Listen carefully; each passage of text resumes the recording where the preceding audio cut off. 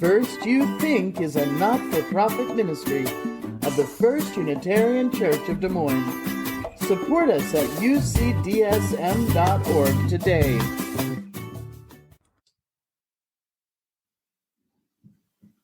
Well, it's November, the month of elections and of Thanksgiving, Veterans Day that used to be called Armistice Day.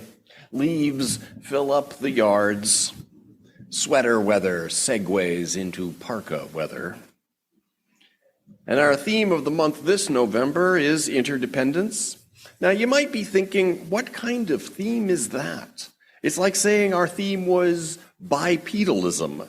Yes, we humans do walk on two legs, as do birds. So what? How is that a spiritual virtue to explore, to cultivate, to unpeel layers of meaning of? In the same way, you might say, yes, we are interdependent. If you use money, then you can't make it yourself. That would be counterfeiting. So we are necessarily dependent on customers or clients or an employer. And if you went off into the woods to live by yourself, surviving on nuts and berries, you're still dependent on earth and sky and plants to provide nuts and berries. Besides, that's a miserable way to live. So yes, we are interdependent. But how is that relevant to the spiritual path? Well, let's look at how this interdependence works. And let's just see what we discover about spirituality, shall we? We are made to need each other, to rely on each other. We are a social species. We aren't the only social species. The lists of species that are highly interactive with their own kind, to the point of having a recognizable society, and whose psychological well-being is associated with social interactions, is a long list. According to the Animalia website, 2,826 species have so far been officially recognized as social species so far.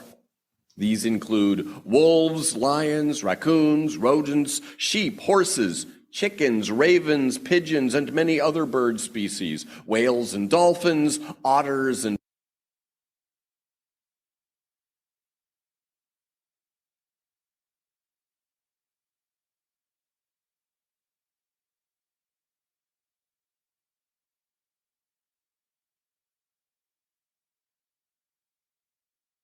have cooperative brood care, including care of offspring from other individuals, overlapping generations within a colony of adults, a division of labor into reproductive and non-reproductive groups. Eusocial species include ants, bees, termites, wasps, some shrimp, the naked mole rat, and, some biologists argue, humans. Perhaps the better term for characterizing Homo sapiens would be hypersocial. Not only are we fantastically cooperative, which ants, bees, and naked mole rats also are, but our ability to imagine ourselves into each other's heads is amazing. Your brain is not only looking out for you, but it is also simultaneously running a subroutine mimicking how the brains of people around you are looking out for themselves, including mimicking the part of their brain that's running an analogous subroutine to mimic yours. You see me, and you see me seeing you, and you see me seeing you seeing me. And yes, we often make mistakes when we imagine how the world looks through another person's eyes. And we do need to be humble about claims to know what someone else is going through. But the amazing fact is, we kind of do know what others are going through. We inevitably miss some of the details that might be quite important to the other person, but it's actually astonishing that human brains can get the basic gist of what it's like for other people in completely different circumstances. Our imaginations are amazing. Sometimes someone else might know me even better than I know myself. How did evolution produce brains that can read other brains so well? Our brains, like all vertebrate brains, are built to basically do three things: find food, avoid becoming food, and find a mate. That's their purpose. Keep us alive long enough to reproduce, and maybe also stick around to help our offspring do likewise. Each species has its own unique set of abilities that dictate its strategy for reproducing itself, and there are a gazillion different workable strategies, and of course, a gazillion squared strategies that don't work. It's a very challenging problem for genes to make an animal that can stay alive long enough to reproduce, and most of its experiments end up failing. Still, there are over 2 million known animal species currently extant, and about 380,000 known plant species, not to mention the fungi, the protista, and the monera. And while some of them are endangered, many of them are doing fine, and they're doing fine without the ability to imagine what's going on in each other's heads with anywhere near the level of detail that humans can. It's kind of amazing that a species can do what we can do, and that such a species would ever have emerged. The Earth has had 5 mass extinctions: 440 million years ago, 365 million years ago, 250 million years ago, 210 million years ago, and most recently, 65 million years ago. 6 times. Life has covered the globe with ecosystems full of species, and 5 times mass extinctions wiped out between 70 and 95% of all Earth's extant species. And in the wake of each mass extinction, very different new species popped up. And all those millions of species over the 2 billion years life has been on Earth emerged and lived out the arc of their existency, being reasonably good for their time at keeping themselves alive to reproduce.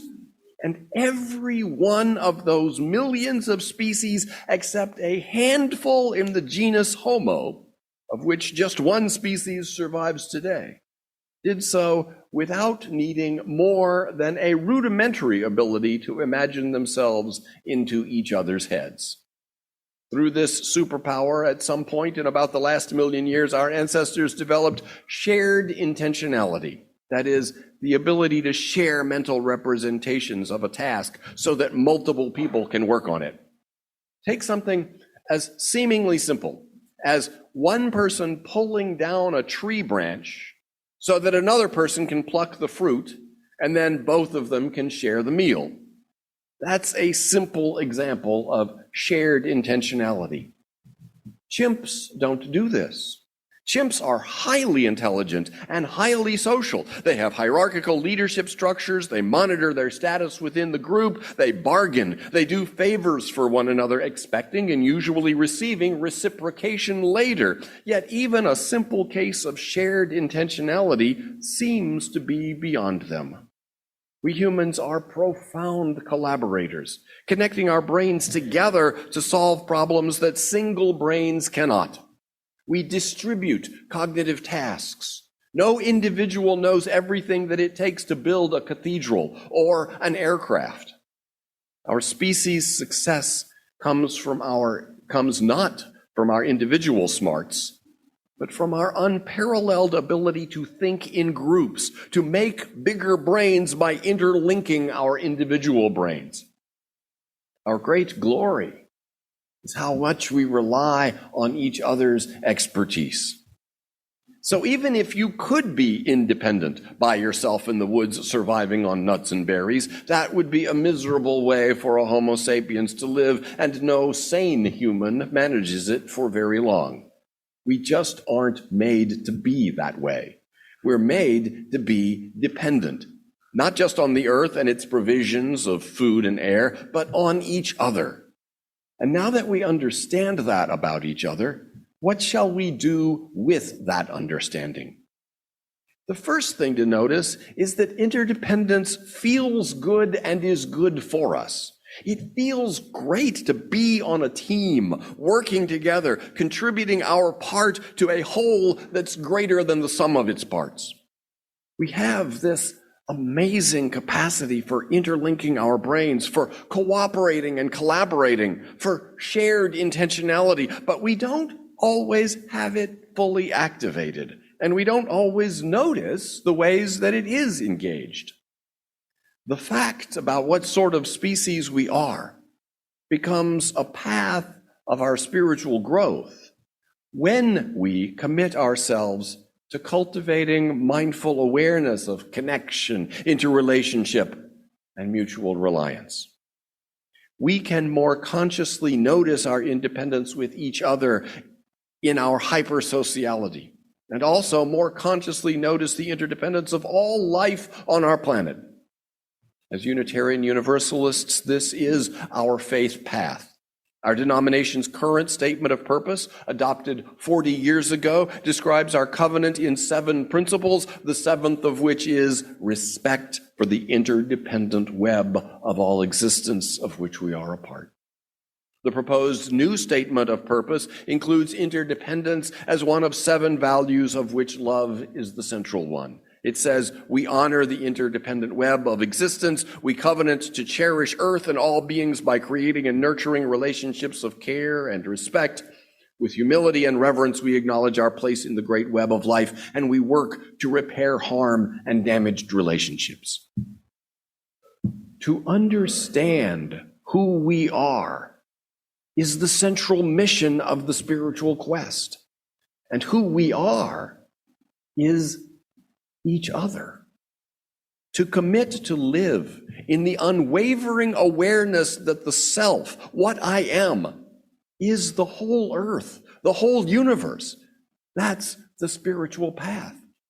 To commit to live in the unwavering awareness that anyone's suffering is mine, and also that anyone's act of violence, anyone's cruelty, anyone's evil is also my very own. That's the spiritual path. Don't say that I will depart tomorrow. Even today, I am still arriving. Look deeply. Every second I am arriving, to be a bud on a spring branch, to be a tiny bird with still fragile wings, learning to sing in my new nest, to be a caterpillar in the heart of a flower, to be a jewel hiding itself in a stone. I still arrive in order to laugh and to cry, to fear and to hope. The rhythm of my heart is the birth and death of all that is alive. I am the mayfly, metamorphosing on the surface of the river, and I am the bird that swoops down to swallow the mayfly.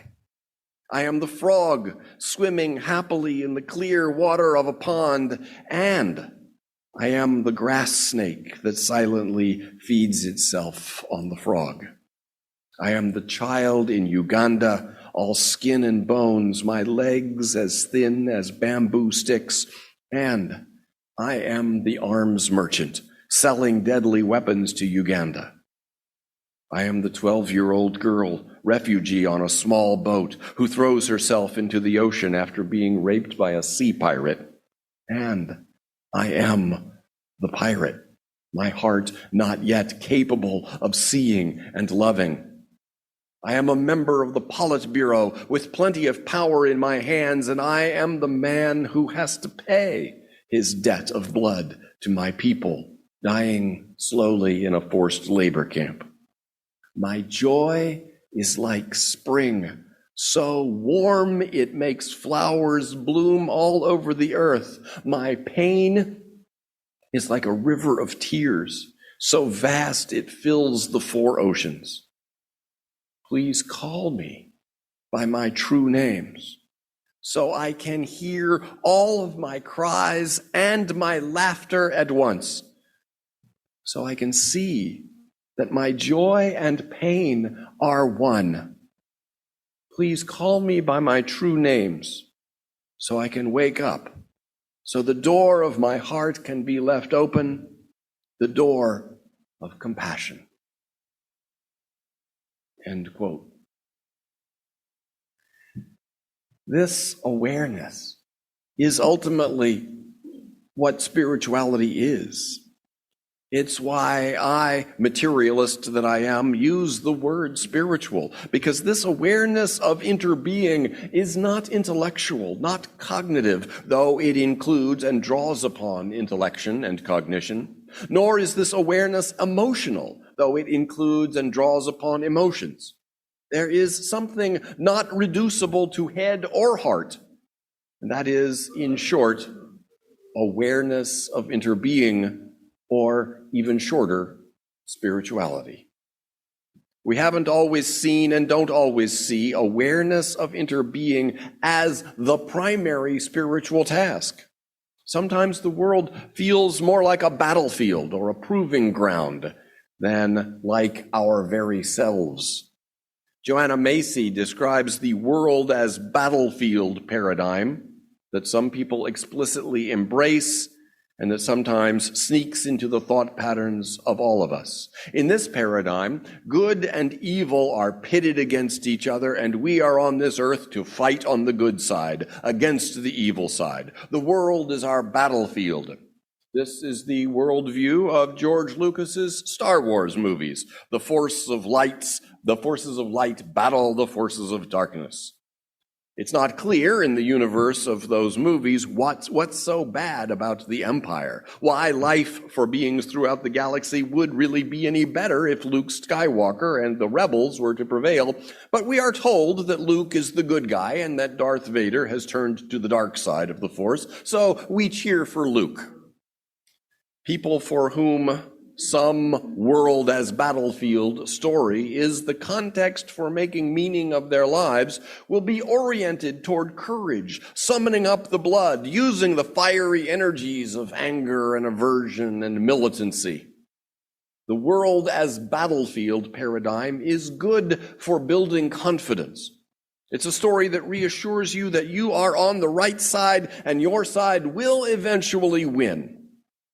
Even if you don't really believe this paradigm, it's fun to indulge it sometimes, which is why so many people, including me, have flocked to the Star Wars films. A variation on the world as battlefield paradigm is the world as proving ground paradigm. The world as proving ground paradigm views the world as a kind of moral gymnasium for showing your strength and virtue at the snares and temptations of the world. We're here on this earth so that the mettle of our immortal soul may be tested prior to admittance to some other realm. That's only a slight variation on the world as battlefield. The second paradigm is the world as trap. As Joanna Macy describes this one, our spiritual objective is not to engage in struggle and vanquish a foe, but to disentangle ourselves and escape from this messy world, to extricate ourselves and ascend to a higher supra-phenomenal plane. Not in some future life, but in this life. The objective is to escape the trap, to live with contempt for the material plane, prizing only the rarefied life of mind and spirit, aloof from the world of strife and desire. This world of trap paradigm engenders a love-hate relationship with material things, for aversion inflames craving, and the craving inflames the aversion.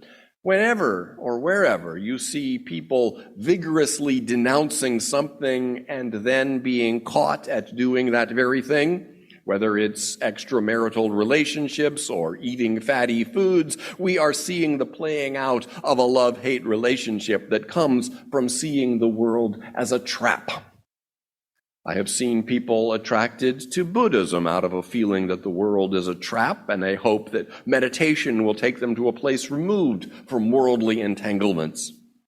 I tell them that the Buddha taught detachment from ego, not detachment from the world, and that even with ego, he taught being present to it, seeing it clearly for what it is, not suppressing or ignoring it. For people who see the world as a trap, social justice might still be a concern, but their approach is to get themselves detached and then help others detach, escape the trap of the material world. And so a third paradigm that Joanna Macy describes is the world as lover. This view beholds the world as an intimate and gratifying partner. With training, one can see in every experience something of the beauty and sweetness of primal erotic play. Since lovers are impelled toward union and oneness, this view can then segue into the final paradigm, world as self. In the Western tradition, there is more talk of merging self with God rather than with the world, but the import is about the same. When Hildegard of Bingen experienced unity with the divine, she gave the experience words that are very similar to Thich Nhat Hanh's words. She wrote, "I am the breeze that nurtures all things green. I am the rain coming from the dew that causes the grasses to laugh with the joy of life." In riding a bicycle or driving a car, we can quickly come to feel the vehicle as an extension of our own bodies. In the same way, the whole world is an extension of your own body. Yes, sometimes it does things you don't want it to and can't control, but the same is true of your joints and organs, increasingly so as the years go by. Truly, everything in the world is your joints and organs, your sinews and bones, glands, skin, hair, and brain and mind. These paradigms, world as battlefield, proving ground, trap, lover, or self, are ways to answer the crucial question. In the face of what's happening, how do we avoid feeling overwhelmed and just give up? How do we not give up our responsibility, not simply succumb to the many diversions and distractions of our disjointed, frenetic consumer society? Each paradigm provides an answer. I think most of us are attracted to numbers 3 and 4, world as lover and world as self, but most of us probably waffle a bit. Sometimes the world does seem like a battleground or a proving ground. Everything is a test, and I am constantly being judged, sometimes well, sometimes poorly. The simple act of identifying world as lover as a worldview helps me feel the joy of that view, helps me live into it a little more consistently. Identifying world as self, as a worldview, helps me stay in it. We are our world, knowing itself, writes Macy. We can relinquish our separateness. We can come home again and participate in our world in a richer, more responsible, and poignantly beautiful way than before in our infancy. May it be so. Amen.